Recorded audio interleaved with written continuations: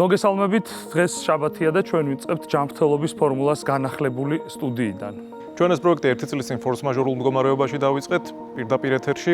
შექმნილი ვითარებიდან გამომდინარე, ჩვენ საჭიროდ ჩავთვალეთ, რომ დღეს დაგვეწყოთ თქვენთვის გადაცემა პირდაპირ ეთერში. ამ პერიოდში ძალიან ბევრი გამოწვევის წინაშე აღმოჩნდით, 100,000-ობით ინფიცირებული ადამიანი, სამწუხაროდ ბევრი გარდაცვლილი, ეკონომიკური და სოციალური მდგომარეობა ძალიან მალე გაუარეს და რასაც მოჰყვა აგრძალვები და გადატვირთული ჰოსპიტალური სექტორი კოლაფსის წინაშე იყო.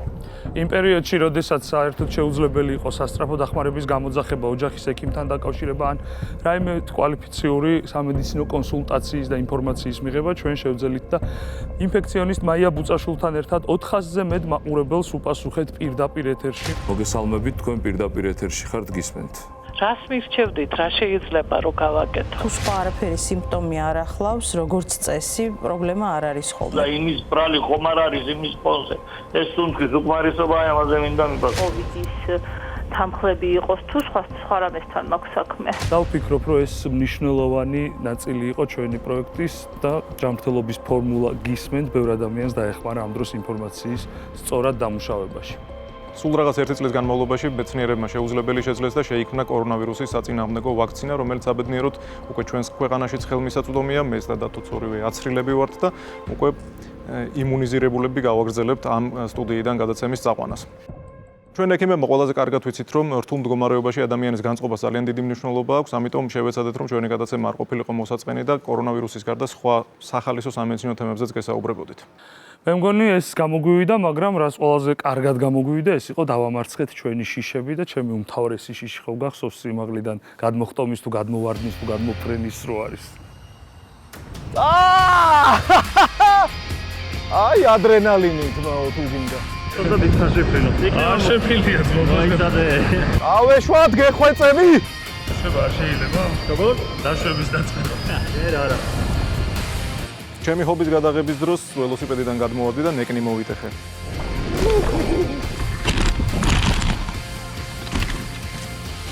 გადაიღე? გარდა ამისა გაგაცანით ადამიანები განსაკუთრებული და უნიკალური ისტორიებით. გამოვიდა ექიმი და მეუბნევაშოთ იყო აღარ ყავს და მან გაწყდა ყველაფერი. გავსი შემთხვევა არ ყოფილა საქართველოში საერთოდ. ესეთი რაღაც არ არსებობს როგორ. ჩემ შვილს აქვს მხოლოდ ეს დაავადება. შეუძლებელი იყო ხელით გადარჩენა, აზრიც არ ქონდა. დაუბრუნდი სრულფასოვან ცხოვრებას. ძალიან ბედნიერი ვარ, რომ დავიბადე და ცოცხლობს აკეთებ. ამაზე მაგარი რამე არ არსებობს. თუ გადარჩი მით უმეტეს.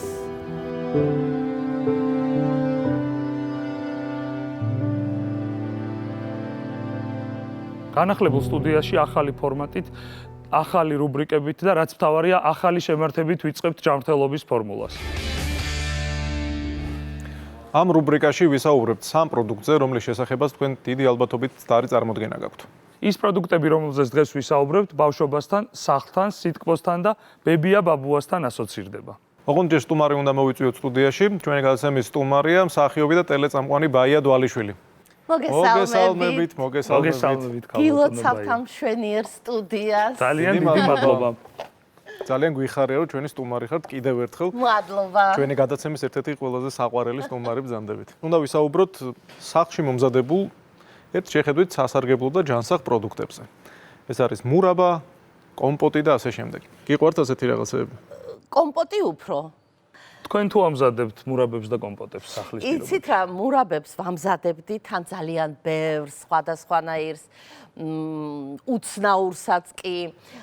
რომელია უცნაური მურაბა? მაგალითად, წლების წინ ბადრიჯანის მურაბა ითვლებოდა ცოტა ისეც. ნუ ყველა ოჯახში არ იყო და ესეთ პატარა ბადრიჯნებს ყიდულობდი, ვთლიდი, ყუნწებს უტოვებდი და მე კი მოკლედ. ეს ზართული გასაკეთებელია. ხო, მე მახსოვს რომ ბებიაჩემი რო აკეთებდა ხოლმე, მაგრა წვალობდა ხოლმე. ხო, დედაჩემს უყვარდა კაკლის მურაბა, ვინაიდან კახეთიდან იყო და აი, გვაქვს კაკლის მურაბა. თქვენ თქვით რომ დედას უყვარდაო, ხო? დედას ძალიან უყვარდა. ეს ძალიან მიყვარს, გემრიელი და ძალიან არომატული რამ არის. სასარგებლოა თქვენი აზრით ეს ამბავი? ნუ არ ვიცი, ხა შაქრით კეთდება, ვიცი, ვინაიდან მეც ვაკეთებ მურაბებს და ჯემებს. ბევრი შაქარი უნდა, ნუ ეს ცუდია, მაგრამ გააჩნია რამდენ შეჭამ. თუმცა უამრავ სამკურნალო თვისებებს რომ მიაწერენ ხოლმე კაკლის მურაბას, აი რომელიმე ხო არ ხსმენიათ რომ უხდება და აი ეს. არა, არა. აი ესეთი მორტივი გაქვს. ეგ ძალიან მაგარია, გულს უხდება. მე ვიცი ჟოლო. ჟოლო უხდება. ჟოლოს მურაბა, რომელიც მართლა ძალიან უხდება. ეხა არ მითხრათ, არ დავიჯერებ, არაფერს არ დავიჯერებ. ჟოლოს მურაბა არის ძალიან კარგი სიცხის დამწევი ექიმებო. ძმრიან წინდებთან ერთად აუცილებლად. ვიცი რომ ეს ყველაფერი ტყილია, მაგრამ ჩემზე კარგად მოქმედებს, რა ვქნა. მურაბა რა თქმა უნდა ტკბილი პროდუქტია, მის მოსამზადებლად არის საკმაოდ ბევრი შაქარი საჭირო, იმიტომ რომ შაქარს ამ შემთხვევაში არა იმისთვის ვიყენებთ, რომ მხოლოდ ტკბილი იყოს და გემრიელი, არამედ იმისთვის, რომ არ გაფუჭდება პროდუქტი. ხა კაკალს დიდი ხნით ვერ შეინახავ, ხო? და შესაბამისად, გამოდის რომ მურაბა არის ძალიან ტკბილი პროდუქტი. აი მაგალითად ეს 1 კილა კაკლის მურაბა შეიცავს აი ამდენ შაქარს. ეს არის 1 კილოგრამი შაქარი. კი. საკმაოდ ბევრია, ხო? ბევრია ძალიან. აი ეს 1 კილოგრამი შაქარი, რომელიც არის საჭირო 1 კილა კაკლის მურაბის მოსამზადებლად, შაქარი არის იმდენივე, რამდენიც აი ამდენი დონატის დასამზადებლად არის საჭირო. 50 დონატი შეიცავს იმდენივე შაქარს, რამდენსაც 1 კილა კაკლის მურაბა. არ არსებობს. არსებობს. არ მიყვარს მე დონატი. არც მე. კაკლის მურაბა ხო გიყვარს? კაკლის მურაბა მიყვარს.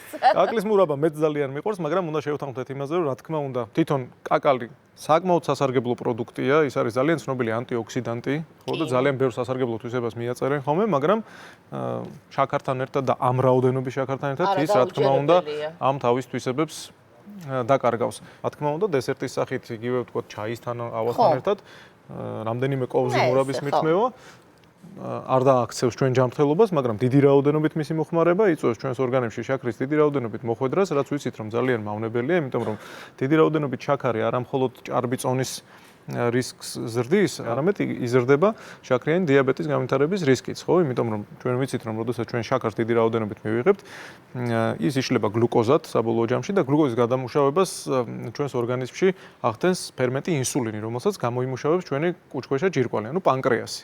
პანკრეასის რესურსი შეზღუდულია, ამიტომ თუ ჩვენ დიდი რაოდენობით შაქარს მივიღებთ მუდმივად წლების განმავლობაში, ჩვენი პანკრეასი თავის რესურსს ამოწურავს, ბევრ ინსულინს ვეღარ გამოიმუშავებს და დაგვემართება დიაბეტი. შემდეგ პროდუქტზე გადავიდეთ. კომპოტი. აი ეს არის კომშის კომპოტი. კი ბატონო. მე ატმის უფრო მიყვარს ის სიმართლე რო გითხრათ. აი ჟოლოს ცივი, ეს რო გაქვს მიღებული მურაბა და ცოტა სიცხემ რო დაგიწია, მე ჭამას რა ჯობია მითხარი. არც არაფერი, კაი რამე. შვენიერია კომშის კომპოტი. რა სიტყვით ხალხობა? შვენიერია. მე მარტო კომშს კი არა, შეგნით ბევრ რაღაცებს ურევ ხოლმე. შეიძლება სხვადასხვა ხილიც კი შეურიო. მოდით ნახოთ რამდენია ეს ეგრეთ წოდებული. აი ამაში. დიახ, ბევრად ნაკლები არის აი ამდენი. საკმაოდ ბევრი ყოფილა აქაც. ესე იგი არც ისე ნაკლები ქალბატონებია. არა, რა თუნდა ამას ამდენი შაქარი? არსებობს ასე ვთქვათ შენახვის პრინციპი, როდესაც რასაც ლევანი გვიხსენდა რომ კონსერვანტად გამოიყენებენ და შაქარმა უნდა შეინახოს. რომელიც იხუფება და ინახება. დიახ, აი შესანახი სამარაგო საშუალებებით რომ გამოდგება და ითვლება რომ აი ამ რაოდენობას სჭირდება აი ესეთი რაოდენობის შაქარი, რაც თავის მხრივ რა თქმა უნდა აღარ გამოიყურება ისე მომხიბლელად. რეალობა კი მიდის იქამდე, რომ ეს ჩვენი საყვარელი ბებია ბაბუების მომზადებული მურაბა, კომპოტი, ზამთარში ესეთი აი სადღესასწაულო გახსნის ეფექტი რო ქონდა ხოლმე, არც ისე უსაფრთხო ყოფილა ბავშვებისთვის. მე არ მახსოვს შემთხვევა, რომ ბავშვს ოპერაცია გაუკეთო კურსნაზლავის ტრაქტზე და ოპერაციის მერე არ მკითხონ მშობლებმა, რომ კომპოტი თუ შეიძლება რომ მივცეთ ბავშვს. არ არსებობს, აი კომპოტზე იწევ და ძალიან უკურთ ხოლმე, როცა ვეუბნები, რომ არა, ნუ მიცემთ კომპოტს. მესამე პროდუქტი, რომელზეც ალბათ არ გექნებათ სათანადო წარმოდგენა, ეს არის ახლად გამოწურული ხილის წვენი, ეგრეთ წოდებული ფრეში. სახელიც ისეთია, ხო? ამაში ცუდი არაფერი არ უნდა იყოს წესით. სახში გაწურული წვენი, ეს იყო ჩემი ბავშვობის ჯოჯოხეთი. რატო? გაძალებდნენ ხოლმე. რა იცით, საწური მანქანა იყო ესეთი, რომელიც საშინელი ხმა და დილიდან იწყებოდა ამ ვაშლის, სტაფილოს და ამ წვენების წურვა, რომელიც მე არ მიყვარდა და ამს ყველაფერს ედგა ესეთი კაფი ყავისფერი ვაშლის. და მთელი დღე იყო ტანჯორო ერთი ჭიქა მთლიანი დამელია. ძალიან მწყდებაგული რომ ხა აღარ წუისის მანქანა და არავინ არაფერს აღარ მიკეთებს. მაგრამ ეს იყო აი რაღაცა ძალიან უჭმელი ვიყავი და ამიტომ ცუდად მახსოვს, თუმცა ფრეშს რა ჯობია და ყველაზე ჯანმრთელია მე მგონი. არ მითხრათ ეხა რო არა. თქვენი აზრით, აი ესეთი ერთი ჭიქა ატმის ეგრეთ წოდებული ფრეშის მომზადებას რამდენი ატამი სჭირდება? 5-6 დაჭირდება. საშუალოდ 6-7 გეთანხმებით. ჩვენ 7 ატამი დაგვჭირდა ამის გამოსაწურად. ხო. მაგრამ ერთი რაღაცა ვიცი. აბა. ოღონდ ეს მერე გავიგე უკვე რო აღარ მიწურავდნენ და რო ვიყავი გაჭყეპილი უკვე 9 ლიტრას რომ ასმევდნენ დღეში რომ 4 თითზე მაღლაო აღარ არის საჭირო რომ დალიო გაწირული წვენიო. იმიტომ რომ არ არის საჭირო ბევრიო, იმიტომ რომ ის უკვე ცუდი არისო. რატომ არის ცუდი და რატომ არის ბევრი? თქვენ ახლა იმასთან რომ მაგდენი აღარ ვიცი და ახლა თქვენ მოვიდან არ თქვათ ისეთი მავნებელიც არ არის, მაგრამ აქაც ნამდვილად საჭიროა ზომიერება. ეს მომეწონა დოზიმეტრი 4 თითის შეიძლება გამოყენება. საქმე ის არის რომ ახლად გამოწურული წვენის ის ხომ ტკბილი ნაყოფიდან არის გამოწურული. საკმაოდ დიდი რაოდენობით შეიცავს შაქარსაც.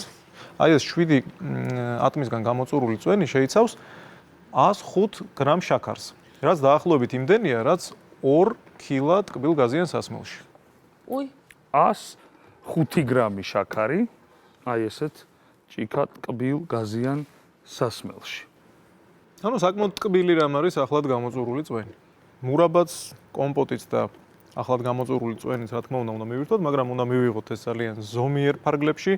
მაგალითად, თუ ჩაის ვსვავთ საღამოს და გვინდა რომ მივაყოლოთ თუნდაც კაკლის მურაბა. ამ შემთხვევაში შაქარს ნუღა ჩავყრით ჩაიში, რომ კიდევ არ შეიკრიბოს ეს შაქრები. ან თუ დილით, როგორც თქვენ გასმევდნენ ხოლმე ბავშვობაში, ერთი ჭიქა ახლად გამოწურული წვენი გვაქვს დალეული, ხო? საღამოს მაშინ ამას კომპოტი აღარ უნდა დავაყოლოთ და სხვა ტკბილეული უნდა გამოვაკლოთ, იმიტომ რომ რა თქმა უნდა ჩვენ დღის განმავლობაში გლუკოზა უნდა მივიღოთ აუცილებლად, შაქრები აუცილებლად უნდა მივიღოთ, იმიტომ რომ ეს არის მთავარი ენერგიის წყარო ჩვენი ორგანიზმისთვის, მაგრამ ბალანსი არის მნიშვნელოვანი. უნდა მივიღოთ იმდენი კალორია, რამდენსაც ხარჯავთ.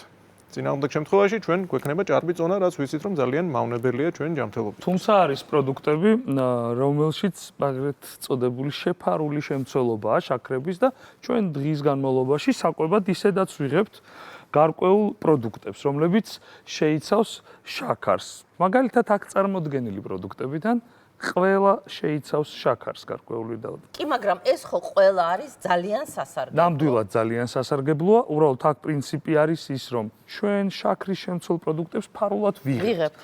მერე კიდევ თუ დავამატეთ ცოტა მომეტებული რაოდენობით კაკლის მურაბა საღამოს როგორც ლევანმა თქვა ჩაიზე ტოლა თვითონ უყვარს. კომშის კომპოტი დილით გამოწურული ფრეში და 4 თითზე მეტი იყო. ამ შემთხვევაში გამოვა რომ ყველა ვარიანტში გადავაჭარბებთ ჩვენ შაქრის დასაშვებ ნორმას. მოკლედ ასეთი იყო მწარე სიმართლე ტკბილი პროდუქტების შესახებ. მინდა პროდიუსერს ვთქვა რომ ეს სამი შეცდომა აღარ ერქვას. ერქვას მწარე სიმართლე. დავამთავრეთ. ძალიან დიდი მადლობა სტუმრობისთვის, ქალბატონო. იმედია ხშირად გნახავთ ჩვენს გადაცემაში სტუმრად. სიამოვნებით. ჩვენ არაერთი სტერეოტიპი დაგვიმსხვრევია ჩვენს გადაცემაში. მათ შორის არსებობდა სტერეოტიპი, რომ სამედიცინო გადაცემა ძალიან მოსაწყენი უნდა ყოფილიყო, მაგრამ ვფიქრობ, რომ ეს სტერეოტიპი დავამსხვრიეთ და არც ისეთი მოსაწყენია ჩვენი გადაცემა. რაც შეეხება დღევანდელი ჩვენი გადაცემის თემას, დღესაც შევეცდებით სტერეოტიპების დამსხვრევას, ოღონდ ეს სტერეოტიპები შეეხება ქალებს, ანუ იმ სტერეოტიპებს, რომლებსაც ქალები ხვდებიან საზოგადოებაში. ამაში კი ჩვენი სტუმრები დაგვეხმარებიან საქართველოს ევანგელურ ბაპტისტური ეკლესიის ეპისკოპოსი ქალბატონი რუსუდან გოცირიძე, ფსიქოლოგი ელენე ჯაფარიძე და ტელეწამყვანი ბახვა ბრეგვაძეა ჩვენი სტუმარი დღეს. მოგესალმებით. მოგესალმებით ქალბატონ რუსუდან. დიდი მადლობა რომ ხართ მოგზანდით. მოგესალმებით ელენე. გამარჯობა. გაუმარჯოს ბახვა. ახლა გისმენდით და მივხვდი რომ გავიზარდეთ თქვენს გადაცემებზე. და მართლა და იმდენი სასარგებლო რჩევა მივიღე რომ 1 საათია ვუყვები უკვე ქალბატონ რუსუდანს და ელენეს. დიდი მადლობა თქვენ ყველაფრისთვის. დიდი მადლობა თქვენ. გილოცავთ ახალ სტუდიას, ძალიან მოგწონს ხო? ძალიან. ჩვენ მოგწონს რაღა დაგიმალოთ. კი, კარგი ფეხი გვაქვს. ამაზეც ვისაუბრეთ, ასე რომ ყველაფერი კარგად იქნება. დიახ, იმიტომაც დაგპატიჟეთ პირველივე გადაცემაზე. სტერეოტიპებზე უნდა ვისაუბროთ. ჩვენ ვიცით რომ სამწუხაროდ ჩვენ საზოგადოებაში არ არის ადვილი იყო განსხვავებული, იმიტომ რომ შეიძლება არ არის ტოლერანტული დამოკიდებულება განსხვავებული ადამიანების მიმართ, მაგრამ განსხვავებულობაზე კი არ არის საუბარია იმაზე, რომ ქალად ყოფნაც კი რთულია ჩვენ საზოგადოებაში. ქალებს მუდმივად ესმით საზოგადოების მხრიდან სხვადასხვა მოთხოვნები, სტერეოტიპები, მათგან მოითხოვენ მუდმივად, რომ იყვნენ ლამაზები, აკმაყოფილებდნენ სხვადასხვა სილამაზის სტანდარტს, წარმატებული უნდა იყოს როგორც სამზარეულოში, ოჯახში, ასევე სამსახურში, კარიერაში და ასე შემდეგ. ძალიან ბევრი სტერეოტიპია და მართლა როცა ამას გვერდიდან უყურებ, გვერდიდან გულისხმობ, როგორც მამაკაცი ძალიან რთული ალბათ იყო ქალი საქართველოში. რა ხდება, რატო არსებობს ამდენი სტერეოტიპი და რატომ ხდებიან ქალები ამ სტერეოტიპების მსხვერპლი? ზოგადად სტერეოტიპები ადამიანებს გვინელებენ აზროვნებას და მარტივად swamთ ადამიანების ჯგუფებს სხვადასხვა კოლოფებში. ეს ცუდად დააპარკინგებს მანქანას, პომადას წაისვამს წითელზე როცა არის გაჩერებული და ასე შემდეგ და ასე შემდეგ და შენ ექსპერტი ხარ უკვე და მე ადამიანები მინახავს, რომლებიც რაც უფრო მეტ სტერეოტიპების ამბებს აფლობენ, უფრო საამაყოდ მიაჩნიათ და უფრო მარტივად ეჩვენებათ სამყარო. თქვენ არ ხდებით ხოლმე ამ სტერეოტიპის ტყვე რაღაცნაირად ქალი ეპისკოპოსი არ უკვირთ ხოლმე? თუ მიეჩვიენ უკვე? ეხლა ცოტა უფრო მარტივია, იმიტომ რომ ბევრი წელი გავიდა მას შემდეგ, რაც ადამიანებს პირველად ყური მოსჭრა ამ ფრაზამ, რომ ეპისკოპოსი რუსუდანი და მე მახსოვს ერთი ამბავი, რომ ჩემი მეგობარი მირეკავს და მეუბნება, ეხლა მარშრუტკაში ორი ქალი ჩხუბობსო, რომ აი ეს რო არის ვიღაც მამა ხათუნაო. ვიცი რომ შენზე ლაპარაკობდნენ.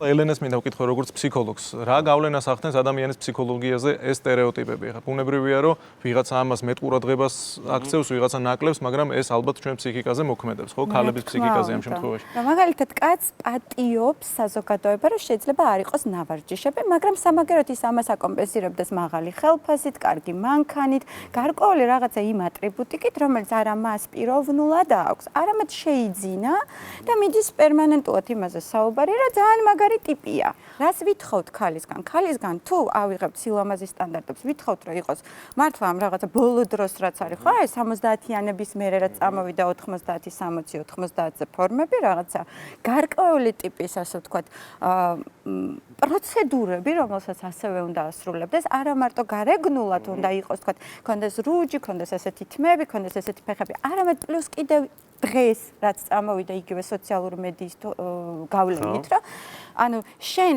გარდა იმისა, რომ ლამაზი ხარ, უნდა ჩაება რაღაცა აი ამ ბიუთი ინდუსტრიაში და იკეთებდე რაღაც მასაჟს მაგალითად სახეზე, ისვავდე ამ კონკრეტულ საცხს, ამას აკეთებდე და ყველაზე ნაკლებად ხდება სხვა ტიპის მიმართულებებზე გამახვილება ყურადღების, რომ ეს ქალი შეიძლება ასევე აკომპენსირებდეს იმას, რომ 90, 60, 90-ზე არ აქვს, ხო? და საერთოდ ვინ მოიგონა, ეს კიდე ცალკე თემაა.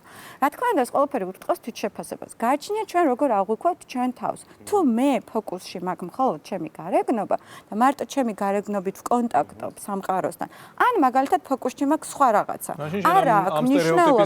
რაც არ უნდა იყოს, ზუსტად. რაც არ უნდა იყოს, ყველაზე კარგი რაღაცაც კი რო იყოს, რომ მაგალითად მე ფანტასტიურად ვამზადებ, მაგრამ ერთადერთი რაღაცაა ჩემს ცხოვრებაში, რითიც მე ვოპერირებ, მე ვხდები აუცილებლად სტერეოტიპის მსხვერპლი და მსხვერპლობა რა არის? მე მივარდება თვითშეფასება, თუ მე არ მაქვს პერმანენტული განმამტკიცებელი, რომ ის რასაც მე ვაკეთებ, ან როგორიც ვარ, არის კარგი. მაგრამ თუ მე როგორიც ვარ, ანუ არ ვარ საკმარისი, არ მაქვს საკმარისი აღიარება და ვერ ვჯდები გარკვეულ პარამეტრებში, რომელიც სამწუხაროდ ძალიან ხშირად არის უბრალოდ მიუღწევადი. ანუ იმაზეც არ ვფიქრობთ ხოლმე, რომ მიღწევადია ეს პარამეტრი თუ არა. მიუღწევადია ხშირ შემთხვევაში და როგორიც არ გაგრძელდება და წვირი ვერ დაგიმოკლდება თავისით, ხო? ხო, და ნუ რატო უნდა იყოს თან ყველა მაღალი მაგალითად, ან რატო უნდა იყოს ყველა რაღაცა ესეთი ან ისეთი. ქალბატონ რუსუდან, თქვენ რას ფიქრობთ? აი, ერთი მხრივ ახლა რაც ელენემ ისაუბრა იმასთან დაკავშირებით, რომ ეს სტერეოტიპები პრინციპში არის ქალების წინააღმდეგ მიმართული, ხო?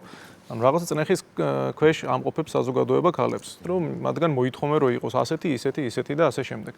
მიუხედავად ამისა, თვითონ ქალები ხშირად აძლიერებენ ხოლმე ამ სტერეოტიპს. აი რას გულისხმობ, რასაც ელენე ამბობდა, რომ მიღებულია, რომ სახლიდან როცა გადის ქალი უნდა კონდეს წასმული საცხი, ვარცხნილობა ასეთი, ჩაცმულობა ისეთი და ასე შემდეგ.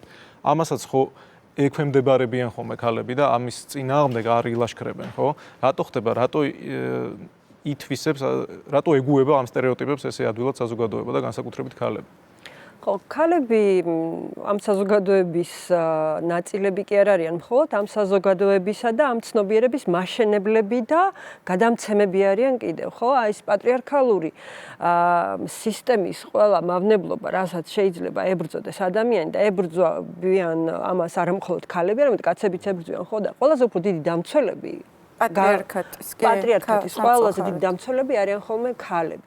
ერთ-ერთი ახსნა, რაც მე ვფიქრობ, რომ უფრო შეიძლება იყოს ახლოს რა ქვია, ჭკუასთან, ვფიქრობ ის არის, რომ შეჩვეული მდგომარეობა იწვევს რაღაცნაირ დაცულობის განცდას. ერთ-ერთ ქვეყანაში, არაბულ ქვეყანაში, როდესაც ქალებს მისცეს ხმის მიცემის უფლება, თავად ქალები იყვნენ გამოსვლები ამის გასაპროტესტებლად. კომფორტის ზონა უნდა დატოვო ალბათ, ახალი პასუხისგებლობა უნდა აიღო, ვიღაცას თვალში უნდა გაეჭხიროთ სუდად, იქ დედამთილი რაღაცას ციტყვი შემდეგ და ასე შემდეგ. ჩვენ დღეს გაგაცნობთ გოგოებს, რომლებიც თავიანთი განსხვავებული გზებით იბრძვიან სტიგმის და სტერეოტიპის წინააღმდეგ. ის, რაც მათ აერთიანებს, არის საკუთარი თავის უკომპრომისო სიყვარული. ძალიან მიხარია, რომ დღეს ჯანმრთელობის ფორმულაში ამ ნიჭიერი და ლამაზი მებრძოლი გოგონების ისტორიებს მოვისმენთ.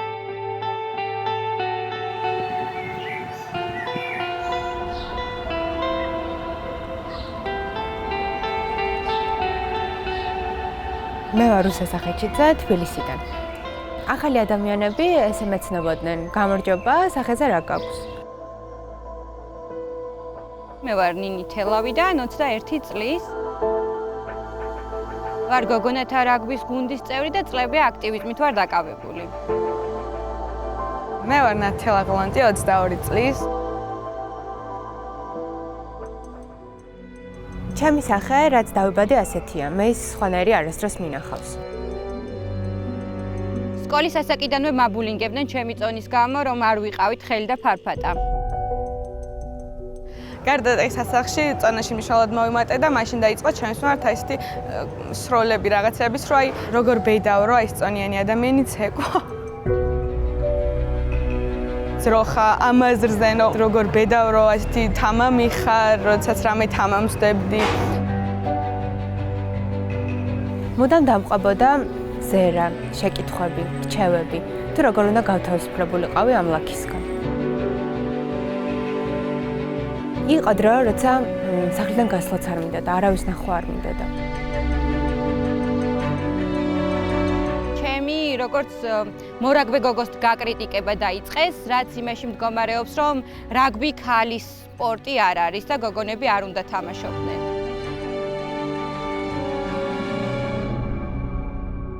სიმართლე გითხრათ, არასდროს მდგომებია ოპერაციის გაკეთება, ეს ლაქა არის ჩემი იდენტობის ნაწილი. როცა მეკითხებიან, როგორ უმკლავდები ამ ყველაფერს, ერთადერთი რაც მინდა რომ თქვა, ის არის ოჯახი, რომელიც მაძლიერებს და ყველა ჩემს წამოწყებას იღებს ადეკვატურად და სწორად. ბევრი წელი დავკარგე, მანამ სანამ ჩემ თავს ისეთ შევიყვარებდი, როგორიც ვარ.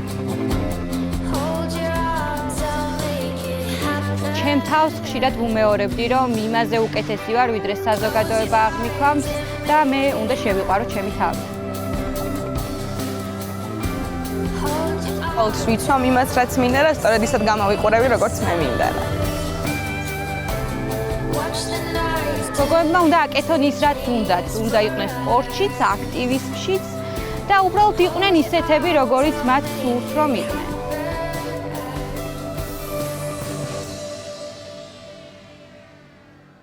ჩემი აზრით ძალიან საინტერესო სიუჟეტი ვნახეთ და ძალიან მაგარი გოგოები გავიცანით და მეთანხმებით. ალბათ აი ამ სტერეოტიპებთან ბრძოლაში მთავარი ეს არის, რომ ადამიანებს თავიანთი თავი მოსწონდეთ ისეთი, როგორიც არიან და დიდი მადლობა ამ გოგოებს ამისთვის. რაც შეეხება კაცების დამოკიდებულებას ამ სტერეოტიპებთან. მხოლოდ ქალები არ არიან ამ სტერეოტიპის მსხვერპლი. გარკვეულწილად კაცებიც ვართ სტერეოტიპის მსხვერპლი, იმიტომ რომ ჩვენ მუდმივად გვესმის, რომ ახალგაზრდა ქალი ან გოგო უნდა იყოს მაღალი, გამხდარი, საზურველია რომ ნავარჯიშები და კიდე თვალის ფერს და თმის ფერსაც არჩევენ ხოლმე ხანდახან. ხშირ შემთხვევაში ისეთი ტენდენცია რაღაც მძაფრი როცა არის, მე ყველა გავს ერთმანეთს, ანუ ვეღარ გაარჩევ ერთმანეთისგან. ერთი პერიოდი ხომ იყო რაღაცა პატარა ცხვირი და ძალიან დიდი ტუჩი მოდაში. კი, სხვათა შორის აი გამოცდილი ქირურგი იმასაც მიხვდება, რომელი პლასტიკური ქირურგის ნამუშევარია, ესა თუ ის კი ბატონო. ნაქვთი მაგალითად. ბიჭო, გამოცდილი ქირურგი კი არა, ღმერთი ვეღარ ხვდება, რომელი ვისი შვილია, რომ ისე იმდენად ერთ ერთნაირი დადის ყველა. ესეც მსხვერპლია თავის თავში, ეს ადამიანი როდესაც მიდის, ხარჯავს დროს, რესურსებს, პლასტიკური ქირურგია, მტკივნეული ქირურგია უნდა ითქვას და ძვირადღირებული რაც მთავარია. საკუთარ თავს განაჩენს უწესებთ და ჩვენ ხა ისე ხო არ წარმოგვიდგენიან საზოგადოებაში რომ ვიღაც რამოდენიმე 20 კაცი სადმე ზის და ამ წესებს წერს. ჩვენ უწერთ ამ წესებს ერთმანეთს და მე ამის ცვლილებაზე ერთმანეთს თითს უქნევთ. მე მგონია რომ აქ არის მნიშვნელოვანი გაიაზრო ის თუ რა გინდა შენ, ან რა მოგწონს შენ. შენ თუ სხვისი აზრის გულისთვის თუ ბულინგის გულისთვის მიდიხარ და იკეთებ ამ ყველაფერს და შენ თვითონ რეალურად ეს არ გინდა, მაშინ აქ არის პრობლემა.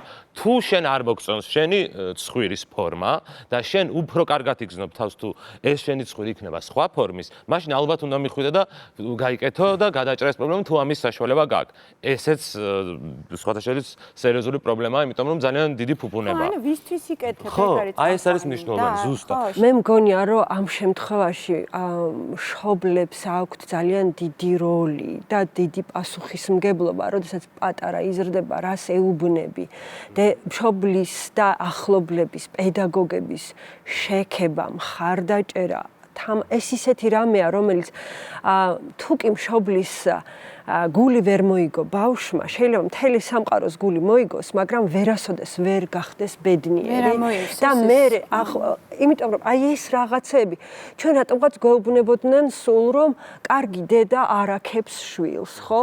შვილი, რა ქვია, მტრულად გაზარდე, მოყრულად გამოგადგება, ეს არის ერთ-ერთი იმ ანდაზათაგანი, რომელიც ყველაზე მეტად მიხეთქავს ხოლმე გულს, სხვა ძალიან ბევრ ანდაზებს შორის.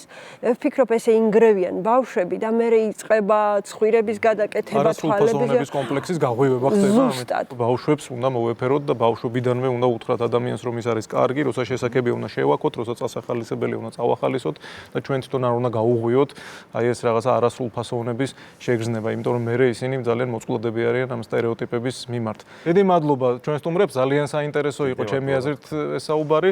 ალბათ ამ საკითხს კიდევ ერთხელ მიუბრუნდებით და უფრო მეც ვისაუბრებთ და ერთად დავამსხვრევთ ბევრ სტერეოტიპს. დიდი მადლობა სტუმრობისთვის.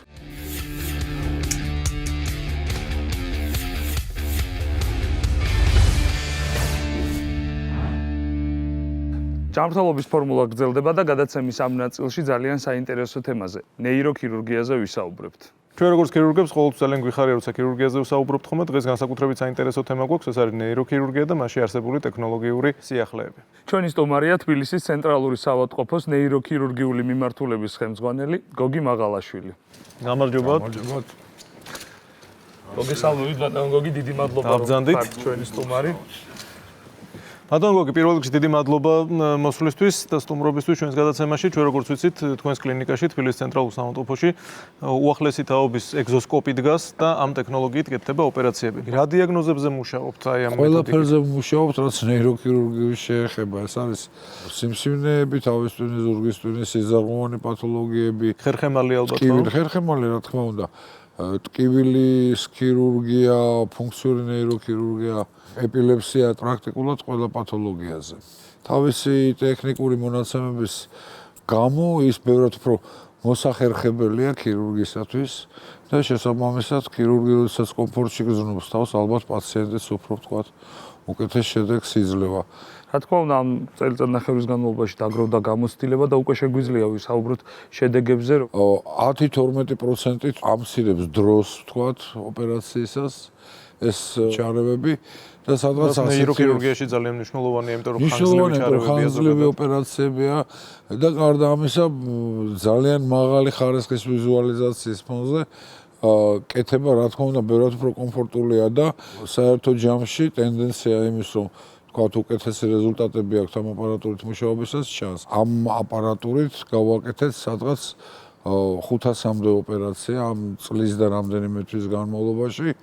ჩვენ ახლა შეგვიძლია გავისნოთ გია ხორანაული ადამიანი, რომელსაც თქვენ ჩაუტარეთ ოპერაცია ანევრიზმის გამო. მოდი ვნახოთ მისი ისტორია.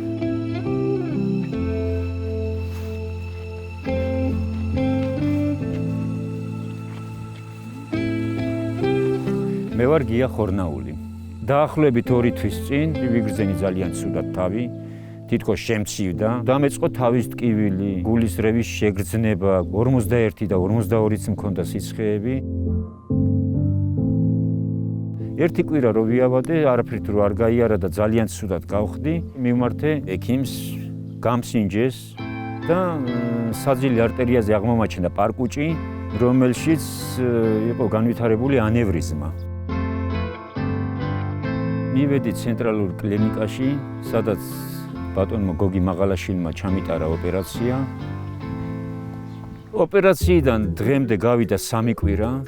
ოპერაციის შემდეგ ერთხელ ვიყავი კლინიკაში, ამომიღეს ზაფები, ყველაფერი შეხორცება და რამე არის ნორმალურად. ახლა ვარ შესანიშნავად კარგად როგორ ცხოვრობდი, ვაგრძელებ ისე ცხოვრებას და ჯანიც მომეცა, ძალაც მომეცა, დაღამებაც მიხარია და გათენებაც რო ტკივილი აღარ მაწუხებს. თითქოს ახლიდან დავიბადე, ახლიდან მოვედი ამ ქვეყანაზე.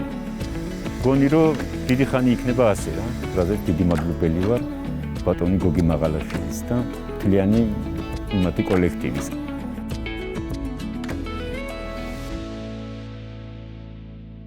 ამ შემთხვევაში ნახმარი იყო როგორც ეგზოსკოპიური, ასე ვთქვათ, ტექნიკა, ასევე ელექტროფიზიოლოგიური მონიტორინგი. საქართველოში არ იყო ეს ტექნოლოგია ფართედ დანერგილი, ფართედ ეხლაც არ არის დანერგილი. იმიტომ რომ მედიკამენტი, რომელიც უნდა შეუყვანო ამანტყოს იმისთვის, რომ თქვა სიზარობის ვიზუალიზაცია ინტრაოპერაციულად გამოჩნდეს, არ არსებობდა ბაზარზე. ჩვენ შემოვიტანეთ ეს მედიკამენტი და უკვე 6 ანევრიზმა გავაკეთეთ ინტრაოპერაციული ანგიოგრაფია. ხა ანგიოგრაფია როგორი სიტუაციაა?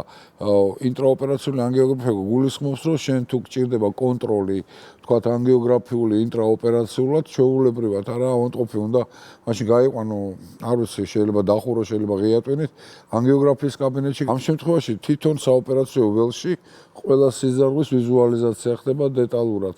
ეს ერთი და სიმსივნეების შემთხვევაში ვთქვათ ასევე აი ეს blue light imaging, რომელიც გულისხმობს იგლიური სიმსივნეების კონტრასტირებას, იმისთვის რომ საზღვარი სიმსივნეს და ნორმალურ ქსოვილის შორის კარგად იყოს დიფერენცირებული. ჩვენ ვიცით რომ სტატისტიკურად თავის ტვინის სიმსივნეების რაოდენობა იმატებს მთელ მსოფლიოში. თუ არსებობს რაიმე ესეთი სიმპტომი, რომელსაც ადამიანმა უნდა მიაქციოს ყურადღება, ან ადრეულ ეტაპზე გამოვიჭიროთ თავის ტვინის სიმსივნე. თავისთავად თავის ტკივილი ეს პირველი. შესაძლებელია ახლობლებმა შეამჩნიონ რაიმე ხასიათობრივი ცვლილებები და ასე საერთოდ ცნობილი ნეიროქირურგიაში და ნევროლოგიაში საერთოდ რომ ჯანმრთელ ადამიანს, როდესაც ემართება პირველად ეპილეფსიური გულყრა, რაღაც ასაკში, თქვათ ეს არ არის ეპილეპტიკი დაბადებიდან, თქვათ გენუინური არ არის ეს ეპილეფსია. ყოველთვის უნდა იყოს ვიზუალიზაცია გაკეთებული, იმიტომ რომ ამას ყოველთვის რაღაც 90% შემთხვევაში აქვს ორგანული ლოკალური დაზიანების გამოხდება ესა. აქედან გამომდინარე, თუ ხარ აბსოლუტურად ჯანმრთელი და რაღაც უვიდა შემთხვევით გულყრა მოგივიდა, აუცილებლად უნდა ვიზუალიზაცია მოხდეს თავის ტვინის. ანუ გულყრა, თავის ტკივილი, ან თავის ტკივილის ხასიათის ცვლილება, რომელიც შეიძლება გახდეს ძლიერი, ხედველობის პრობლემები, თქვათ, მეხსიერების დაქვეითება, მეტყველების გაძნელება და ასე შემდეგ. ბატონ გოგი, თავის ტკივილი საკმაოდ ფართოდ გავრცელებული სიმპტომია და ახლა ჩვენი მაყურებელი რომ არ შევაშინოთ და ყველას ვისაც პირველი თავი წამოსტკივდება. სხვათა შორის თავის ტვინის სიმსივნეების შემთხვევაში თავის ტკივილი აი ამის რაც მე ჩამოთვალე ყველაზე ბოლო ადგილზეა. იმიტომ რომ ტვინს თვითონ მოგეხსენებათ რეცეპტორები არ გააჩნია და ტკივილი გამოჩნდება მხოლოდ იმ სტადიაში, როცა უკვე სხვა სიმპტომები უკვე წამოსულია. ძალიან მნიშვნელოვანი არის ყველა ოპერაციის დროს, რა თქმა უნდა, მაგრამ ამ შემთხვევაში განსაკუთრებით მნიშვნელოვანია კარგი ვიზუალიზაცია, რომ მოხდეს სიმსივნური ქსოვილის სრულად ამოკვეთა და არ მოხდეს ჭარბი ზედმეტად საღი ქსოვილის დაზიანება, ხო? მით უმეტეს გლიური სიმსივნეები რატომ? იცით რომ გლიური სიმსივნეები არის თვითონ ესე იგი გლიიდან წარმოშობილი სიმსივნეა, განსაკუთრებით low grade გლიომები, მათი გარჩევა ვთქვათ ნორმალური ტვინის ნივთიერებიდან თვალით ხშირად არის ხოლმე შეუძლებელიც კი. ამიტომ თუ არ არის მკვეთრი დიფერენციაცია ნორმალურ და პათოლოგიურ ქსოვილის შორის, შესაძლებელია ვთქვათ ამოიკვეთოს მეტი იმისთვის რომ ვთქვათ რადიკალიზმი იყოს მიღწეული მაქსიმალური ან იმისთვის რომ არ მივიღოთ დამატებით რაღაცა სიმპტომატიკის გაძლიერება ქირურგიული ტრავმის ხარჯზე, პირიქით იყოს ჩატოვებული სიმსივნის ნაწილი. სწორედ ამას ემსახურება ეს blue light imaging, რომ მაქსიმალურად ზუსტად იყოს იდენტიფიცირებული ის უბანი, რომელიც არის პათოლოგიური სიმსივნური, ასე ვთქვათ, და ის უბანი, რომელიც საღია, რომ არც ზედმეტი და არც ნაკლები არ ამოკვეთო აბსოლუტურად იმდენი, რამდენიც ოპტიმალურად საჭიროა თქვათ ქირურგიისათვის. ანუ ამ მეთოდის პრინციპი რა არის, რომ განათება ხდება იმ განათება არ ხდება, იღებება და ესე იგი არის თქვათ პრეპარატი, რომელიც ამოტობს ეძლევა ოპერაციამდე 2-3 საათით ადრე. ეს წამალი ჯდება სიმსივნურ ქსოვილში და ოპერაციაზე ultraისფერი blue light განათების ფონზე ეს ჩანს როგორც ვარდისფრად. რაც უფრო კაშკაშა ვარდისფერია, უფრო ავთვისებიანია სიმსივნე, რაც უფრო ნაზი შეფერილობა აქვს, უფრო კეთილთვისებიანია სიმსივნე და დაახლოებით უკვე 90% შემთხვევაში ოპერაციაზე ქირურგმა იცის თქვათ რასთან აქვს საქმე. აქ არის ძალიან მნიშვნელოვანი ის, რომ ეგზოსკოპს აქვს ძალიან მოსახერხებელი პარამეტრები. აქ არის მიღწეული ესეთი ტექნიკური სიახლეა ნახმარი, რომელიც არც ერთ სხვა მიკროსკოპს არ აქვს. 12 არის გადიდება, რომლის დროსაც ეს სიღრმე არის 4 სანტიმეტრი, 4 სანტიმეტრი ფოკუსში გაქვს. სიღრმეში თვითონ გამოსახულების ხარისხი არის 16K ვთქვათ და დიდი მონიტორი და 3D ხდება უკვე დიგიტალურად გადიდება. ამიტომ რაც არ უნდა გაადიდო, ეს ფოკუსის სიღრმე აღარ იცვლება 4 სანტიმეტრი ყოველთვის აქ აღარ მცირდება. ეს ძალიან მნიშვნელოვანი ფუნქციაა.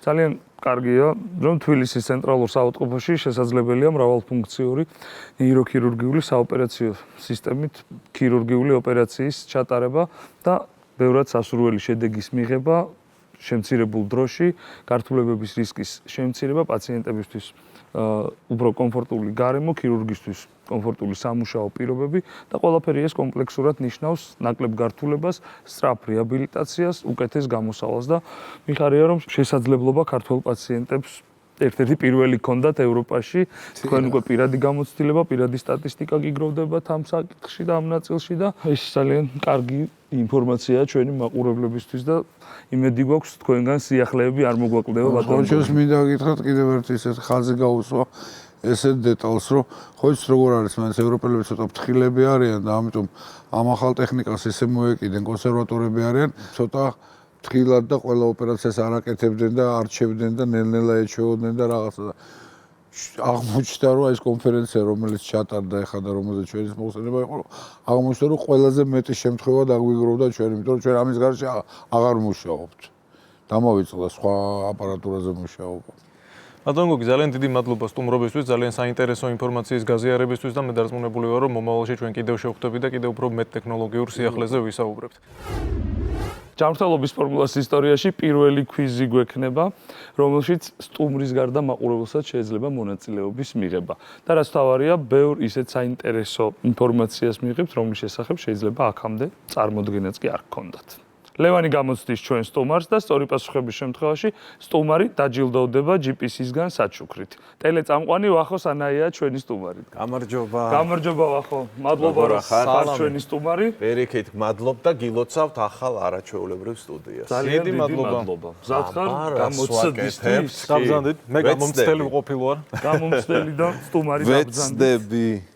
წესები ასეთია, რომ დაგისვამ შეკითხვებს, რომელიც ძირითადად შეეხება მედიცინას, ანატომიას, ადამიანის ორგანოებს და ასე შემდეგ.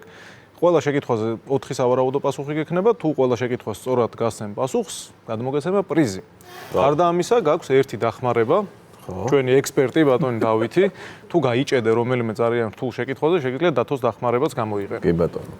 ეს ჩვენი მეგობარი ამ ქვიზში უნდა დაგვეხმაროს სამის მიხედვით. ქვიზში დასმული შეკითხვების ახსნაზე შეიძლება დაგვეხმაროს ჩვენი მეგობარი მულაჟი, რომელსაც ქვია ლაშა. ლაშა, კარგი. ოღონდ კალბატონია და ლაშა რატო ქვია, არ ვიცი, მაგრამ პროდიუსერმა მითხრა ლაშა ქვიაო და ჩვენ კი ბატონო, უძახებთ ლაშას. წარმოგიდგენთ რუბრიკას med quiz-ი. პირველი შეკითხვის დროა. რომელია ადამიანის ყველაზე დიდი ორგანო?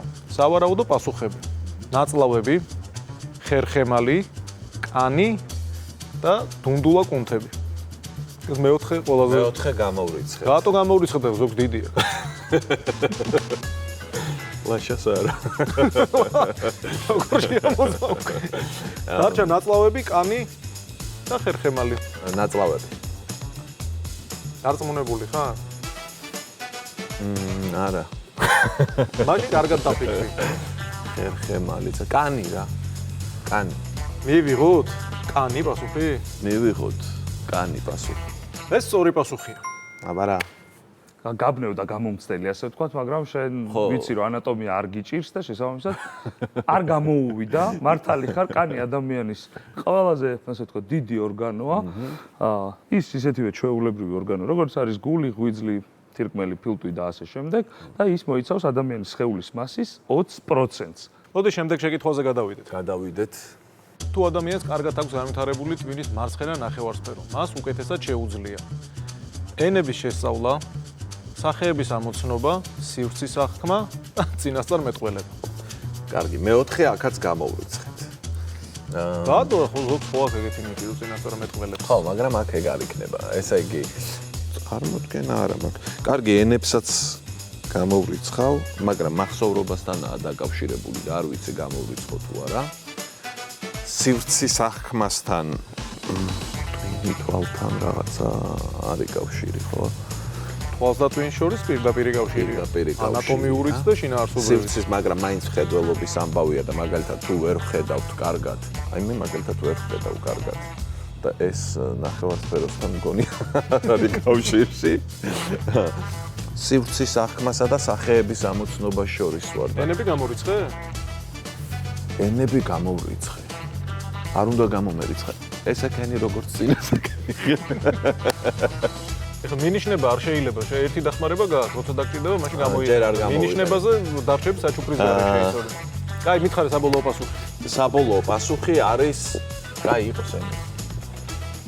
თვალსა და ტვინს შორის კავშირიო, ენას და ტვინს შორის მაშინ უნდა იყოს კავშირი. სივრცის აღქმა და კიდე რა იყო? არა, სწორ გზაზე იყავი და აღარ დაგაბნევ. ეხლა ნამდვილად ენების შესწავლაზე არის საუბარი. მახსოვრობასთან იქნება დაკავშირებული. უკვე ორი სწორი პასუხი გაქვს თავის ტვინის ჰემისფეროებს, რაც შეეხება. ჩვენ ვიცით, რომ თავის ტვინის აქვს ქერქი, რომელიც იყოფა მარჯვენა და მარცხენა ჰემისფეროებად. მარცხენა ნახევარსფერო არის პასუხისმგებელი სწორედ სწორ მახსოვრობაზე, როდესაც ჩვენ ვთქვათ რაღაცა მათემატიკურ ამოცანას ხო, ანუ მარტო ენებს არ უკავშირდება, რაც მახსოვრობასთან არის დაკავშირებული, ხო? აი რა ვიცი, მაგალითად გამრავლების ტაბულას თუ კარგად ზუსტად აი სკოლაში რო ტექნიკურ საგნებს ეძახდნენ ხოლმე, აი იმაზე ზუსტად პასუხისმგებელია მარცხენა ნახევარსფერო. მარჯვენა ნახევარსფერო უფრო არტ ხელოვნება და წარმოსახვა და ასე შემდეგ. ეს შემთხვევა იყო, როდესაც გამომცდელი შენ მხარეს იყო და ვიდრე ამ განწყობაზე, მოდი გავაგრძელებინოთ და შემდეგ გითხარით. დღეს პირველი კვიზია და ისეთი მკაცრი არ ვარ, ამიტომ რა. მოდი შემდეგი შეკითხვა ვნახოთ. ასე ქენი ხოლმე ხელი თუ რამე. და თუ რა გამოგხედავ და არაფერს არ აკეთებ, ესე იგი არასწორი პასუხი. სად წარმოიქმნება სისხლის ახალი უჯრედები? ძვლის ტვინში, ღვიძლში, გულში და ქუსლში. ქუსლი. რა სერჩი გამეოთხეს ხალხო. შენ ერჩი, ჩვენ რატო ვერჩით? ქუსლი დავივიწყეთ. რატო ქუსლი მნიშვნელოვანი ნაწილია? აქილევსის აქილევს დავუტოვოთ ეგა. გული გამოვრიცხეთ. ძვლის ტვინი თუ ღვიძლი? ძვლის ტვინი. რატო მივიღოთ? ნამდვილად უნდა მივიღოთ, უნდა დავადასტუროთ, რომ სწორი პასუხია და ზუსტად ძვლის ტვინი ასრულებს იმ მნიშვნელოვან ფუნქციას, სადაც წარმოიქმნება სისხლის ახალი უჯრედები, ერითროციტები, ლეიკოციტები. სისხლის ფორმიან ელემენტებზე ვსაუბრობდით და შემდეგი შეკითხვაც მოვიდა. რა ფორმის არის სისხლის წითელი უჯრედები? ვარსკვლავების, საშკვლავების, იმერული ხაჭაპურის თუ სფეროს? ნუ სფერო, მაგრამ დავი ხაჭაპურის ნაწილი. აი, გადმოვინაცვლებ აქეთ. რატო გავრიცხო? ესე იგი, გამარჯვება რამდენზეა? 7 გვაქვს. ყველა სწორი პასუხი უნდა. ყველა უნდა გავცეთ. ჯერჯერობით კარგად მიდიხარ. მაშინ 3, მოდი ამას გამოვიყენებ და გადავტეხ, ასე ვთქვათ, შუაში. იმას გამოყენებაში არ თვლი ხელებს ესე რო გაჩვენებს ხოლმე რაღაცე? არა. ეგ მე დავამუღამე, თორე თავისთვის აკეთებ. კარგი, დათოს დახმარება. ვარსკვლავები დავივიწყეთ, საშკვლავები დავივიწყეთ. დათო, საბოლოო პასუხი გითხარი. საბოლოო პასუხი არის იმერული ხაჭაპური. მართლა? იმერულ ხაჭაპურს გააჩნიავთ, მე მაგ ფორმის თვალად არ მინახავს. სფერო არ არის. არა, სფერო არ არის, ვარსკვლავი არ არის. ეს სწორი პასუხია. ექსპერტის დახმარება. შესაბამისად. ანუ ესეთია რა. სისხლის წითელი უჯრედები ფორმით გავს იმერულ ხაჭაპურს. ეს სწორი პასუხია. უფრო სწორად რო ვთქვათ, ასე ვთქვათ, ორმხრივ ჩაზნექილი დისკის ფორმა აქვს. ჯერჯერობით კარგად მიდიხარ, მაგრამ ცოტა გართულდა სიტუაცია, იმიტომ რომ დათოს დახმარება აღარ აქვს. აბა ვნახოთ შემდეგი შეკითხვა და ყველაზე პატარა ძვალი, რომელიც ადამიანს აქვს, არის ჭიკარტის ზომის, ბრინჯის ზომის, ნემსის ზომის და ჭიანჭველის ფეხის ზომის. რომელი ფეხის ეს დაუკონკრეტებ თუ შეიძლება? უკანა მარცხენა. უკანა მარცხენა. არა, ჭიანჭველის ფეხის ზომა საერთოდ როგორი ზომება არ ვიცი, მაგრამ ეს დავივიწყეთ. სიგრძე იგულისხმება თუ სიგანეც? ყველაფერი სიგრძე და სიგანეც. კარგი. ჭიკარტის ზომის ნემსის ბრინჯი ეგეთ პატარა ესე იგი დამრჩა ძვალი შეიძლება პატარა იყოს ეგეთი პატარა ძვალი სადა გაქვს ლაშა არა გაქვს ლაშა ხმამ ეს მის ლაშას საბოლოო პასუხი მითხარი ბრინჯი მივიღოთ ეს პასუხი კი ბრინჯის მართვალი ეს ორი პასუხია ყველაზე პატარა აი სად არის და ყურში ყველაზე პატარა ძვალი რომელიც ადამიანის ორგანიზმშია ეს არის უზანგის ეგრეთ წოდებული უზანგის ძვალი რომელიც მდებარეობს შიდა ყურში და რომელიც უზრუნველყოფს იმას რომ ბგერები რომელსაც ჩვენ გავიგონებთ გარდაიქმნას მერე უკვე ელექტრული იდეაში არ წავედი აღვიქვათ როგორც ბგერა ობიექტურად ცუდად არ წავედი ანუ ნემსი გამორიცხული იყო ჭიანჭველის ფეხი გაწირე ძალიან მარტივად მე მეგონა რომ ჭიანჭველის ფეხს და ბრინჯის ჭიკარცა და ბრინჯ შორის ხო რა ბრინჯი უნდა მეთქვა და ეგრეც გამოვიდა რა ბრინჯი ეს ხუთით ნული 5-2 პასუხი გაქვს მაგრამ მიდის ხო კაი მოდი ახლა შემდეგი შეკითხვა ვნახოთ ადამიანის ფრჩხილი რისგან შედგება იცი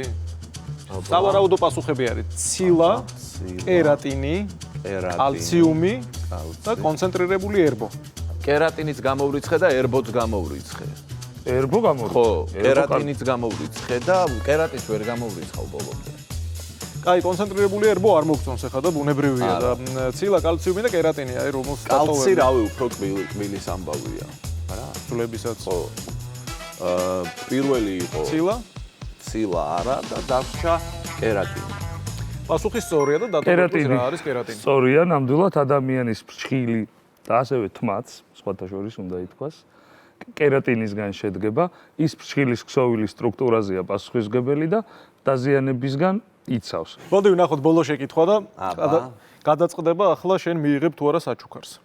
ბატონო. რა რაოდენობის ნერვს გამოყოფს ადამიანი ყოველდღიურად? 1 ლიტრს, 1 ბოცას, მურაბის 1 კილას და 2 განსხვავებულს. 2 განსხვავებული. ჯიხვის ყანს თუ რომელ განსხვავებულს? 2 განსხვავებული. გამოვიწყეთ. 2 განსხვავებული ნერვი, ხო, საკმაოდ განსხვავებული ესე ხატრულად და ანათქვამი. ბევრს ლაპარაკობ დღის განმავლობაში და ესე იგი 1 ლიტრი, 1 ლიტრი და 9 ლიტრი, ალბათ 9 ლიტრი ჩემი აზრით, ან 1 ლიტრი. სად არის 9 litrია? მურაბის კილაო და მურაბის კილა რამ ხელაა? იქნებ 100 მილilitrიანი კილაა. ამიტომ 1 ლიტრი ის შეიძლება გამოყოს ადამიანმა, ხო?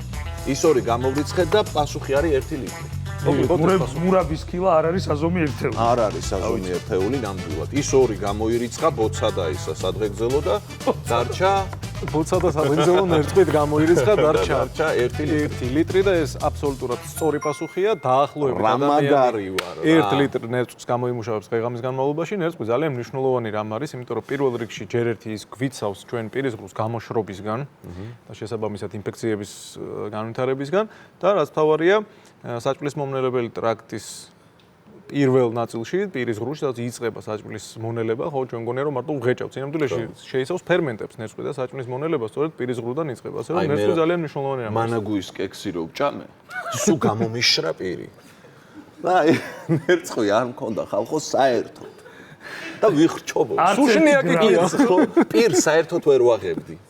აი ეგ 1 ლიტრი ნერწყვი რომ მქონოდა. საიღე 1 ლიტრი. ასე არა ვარ საწავიდა. შენ ხარ პირველი მეტ კვიზის გამარჯვებული ჩვენ გადაცემაში, შესაბამისად გადმოგეცემა საჩუქარი.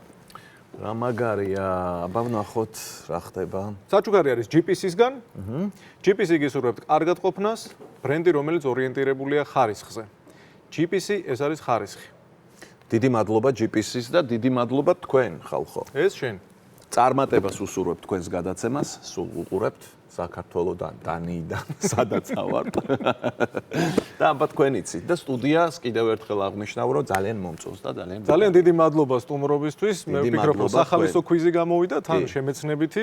მაყურებელს კი ერთი კვირით ვემშვიდობებით, ჯანმრთელობას გისურვებთ.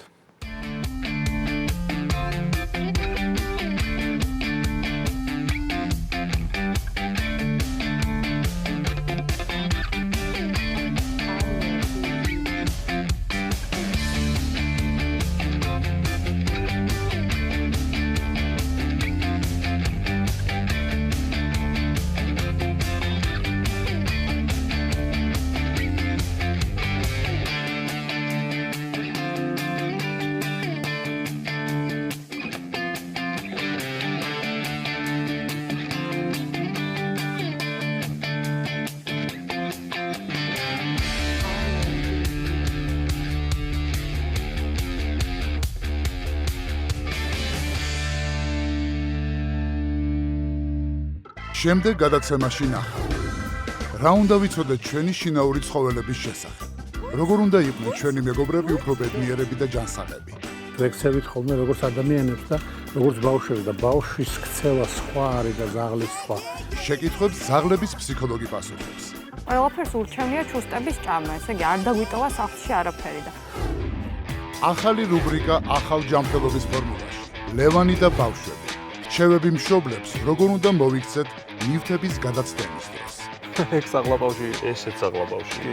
დაფიქსირებული უნდა ქონდეს კისერი და თავი. ოდნავ წინ გადახრილი და ზურგში. 5 დარტყმა უნდა განვახორციელოთ. სამზარეულო სომების შეფი დავით ნარი.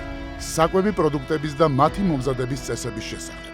მე იმ კარტოფილს მაგალითად მე გამოვაშრობ, მე იმ კარტოფილისგან კიდე რაღაცა ბულიონს მომაზა, რამდენადაც ცოტა სხვანაირად ჭირდება, ხო?